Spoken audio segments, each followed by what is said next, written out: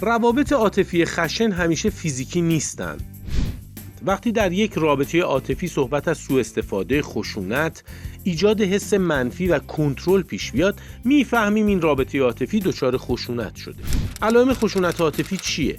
این فرد مدام تماس میگیره تا بفهمه شما با کی هستید و کجایید. شما را از دیدن دوستان و آشنایانتون محروم میکنه. در مورد پوشش شما دائم نظر میده و ایراد میگیره. برای مشغله روزانه شما محدودیت ایجاد میکنه. ممکنه سوء استفاده کلامی کنه، به این صورت که تهدید کنه که به شما یا متعلقانتون آسیب میزنه.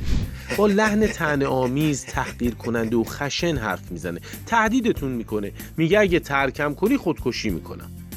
برای دوری از این رفتار حتی الامکان ارتباطتون رو با وی قطع کنید، از رفتن به منزل وی یا دوستانش خودداری کنید و سعی کنید بیشتر در محیط‌های خانوادگی با اون روبرو بشید. 30% افراد مورد سوء استفاده این مشکل رو با فردی در میون نمیذارن. شعار ما اینه: بیایید این چرخه رو بشکنیم و آزار رسانی رو متوقف کنیم. اگه درگیر چنین رابطه‌ای هستید، برای حفظ بهداشت روانتون با مشاوران مرکز مشاوره دانشگاه تماس بگیرید.